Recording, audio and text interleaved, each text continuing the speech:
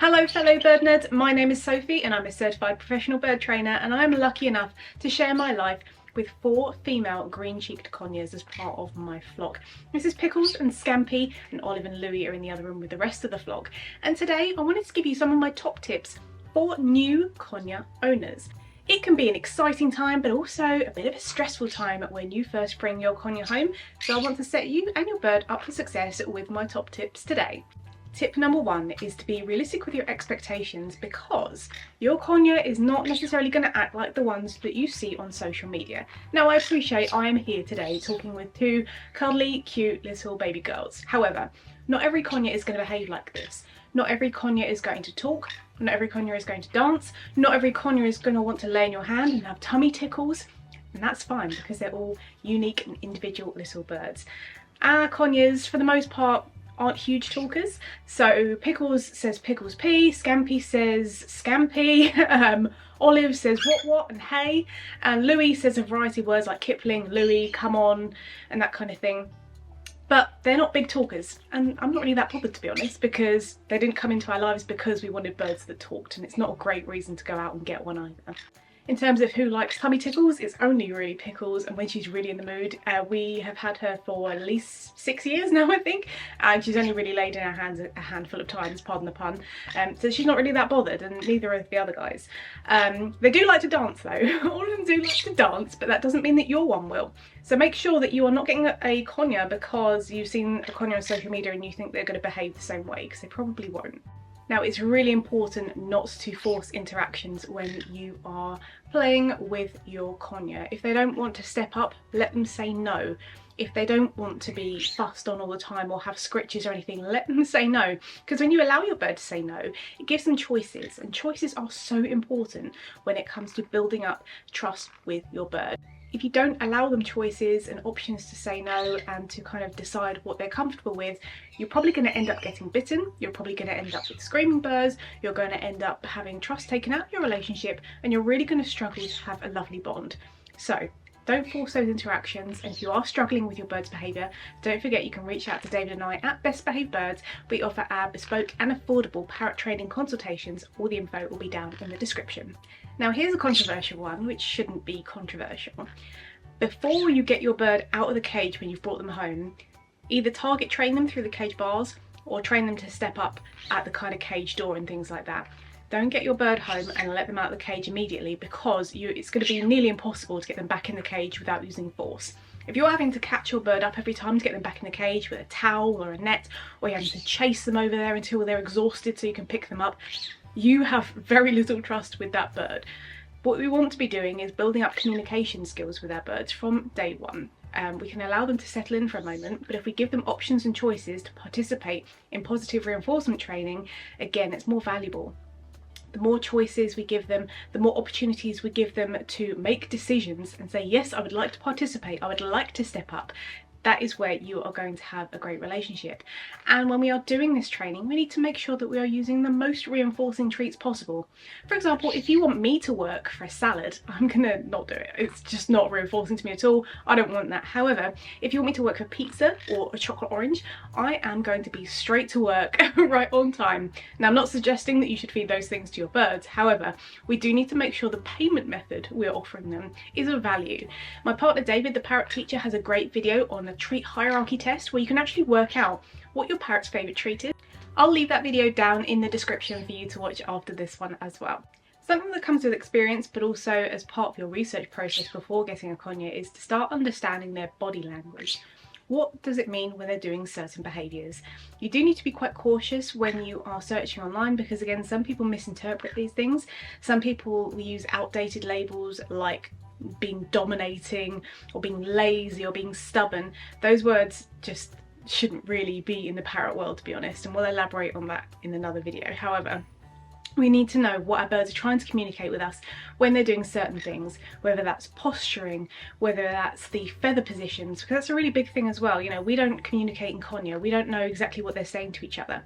However, they do have very subtle feather positions that they can do on their neck, on their head, with their whole body, with their wings, which will be communicating their intentions, their feelings and things like that. So the more that we start to understand what they're actually trying to communicate with us, the easier it will be to live in harmony with these birds. A common issue we see, whether that be in our comment section, people who message us, just general people online who are so excited that they've got their conure home, and they're like, well, I've just brought it home, why doesn't it love me? Why is it not target trained? Why doesn't it want to step up? Why is it not dancing to all the songs and doing all this kind of stuff? It should be happening right now. And what sometimes we fail to realise is these are living creatures with their own feelings and wants and needs, and we shouldn't be rushing them. If we try and rush our relationship, again, it ends up coming down to things like force, and we don't want to be doing that with our birds. They already have limited choices when they are living in our homes. That's just the reality of the situation. But we need to make sure that we're going at their own pace. What are they comfortable with? How can we make it easier for them to succeed as well? We actually have a really useful course, in my opinion, on our website, which is how to build a great relationship with your bird, which gives you even more tips and tricks. So if you have just brought a bird home, whether it's a conure or any other species, we'll give you loads of tips as to how to set the entire situation up for success with you and your bird, because it is very easy to make mistakes, and we have all made mistakes. Even David and I, we are not perfect and we never will be, but we can learn from these sorts of things, which is why I'm making this video today, so that you can make this as easy as possible for your bird. We often get asked what's best for our bird, how should we set up their day-to-day life, their routines and things. In our personal experience and opinion with all of the clients that we've worked with and with our own birds, we find that a loose routine works best.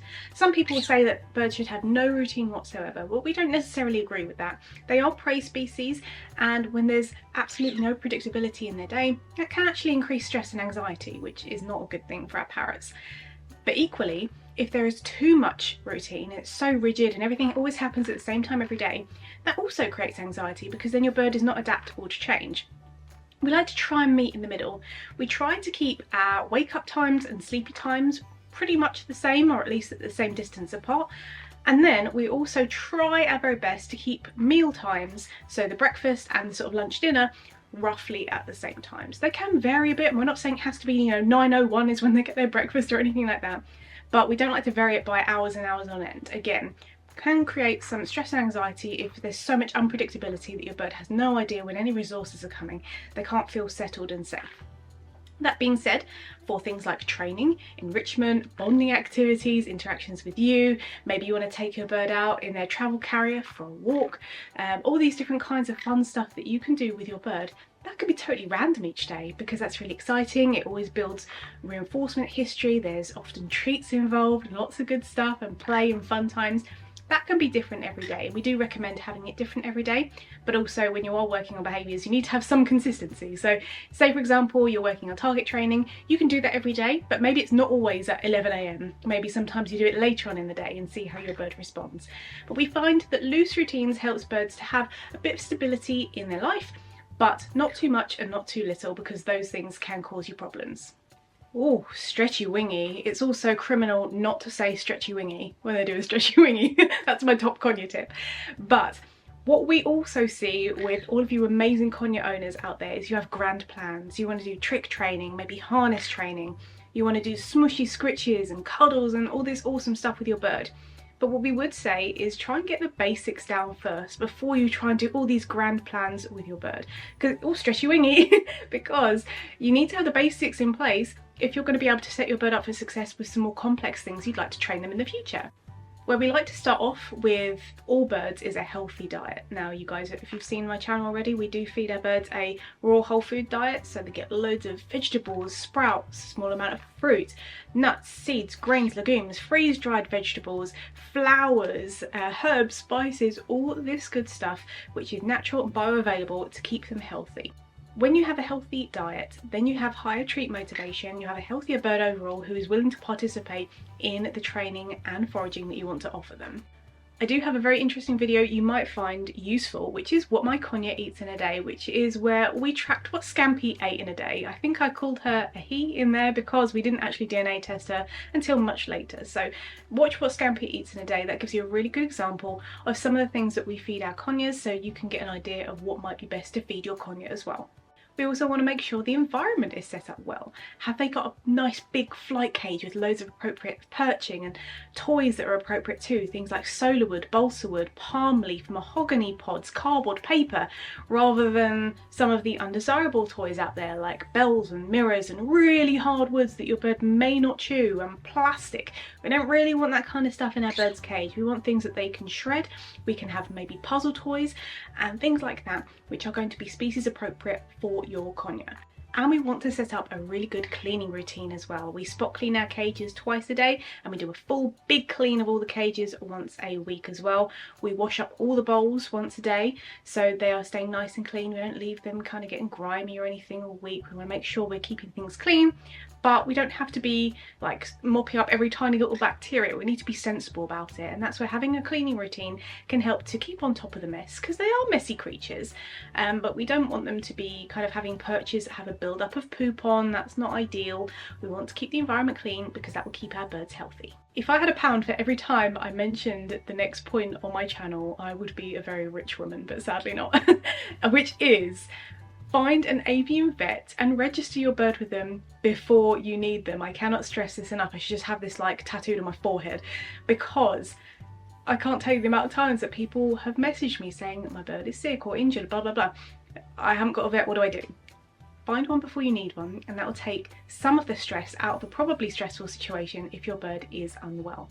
If you need help finding an avian vet, please do send me an email, a DM, whatever you like, and I can help you find one. I found them all around the world. Yes, it might not be on your doorstep, but you do need to have an avian vet. You can't just leave your bird and just let them crack on with it. They deserve vet care. It's a legal requirement to offer your animal vet care if they need it. So make sure that you are registered your birds with an avian vet before a situation arises where you need to take them. Stretchy wingy. So we're actually registered with like 3 vets because I want to cover all bases, because you know, emergencies happen. Sometimes vets are closed. Sometimes veterinary practices only have a vet that is operating on certain days of the week, that kind of thing.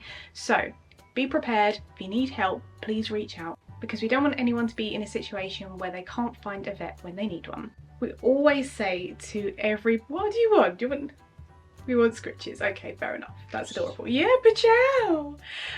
We always say to every parrot owner, no matter what parrot you have, never ever stop learning. There's always something new to learn. We are actually doing some courses coming up to further our knowledge as well. It's part of keeping our accreditation as certified professional bird trainers. We have to do that anyway, but it's also very good just for keeping on top of, you know, new information.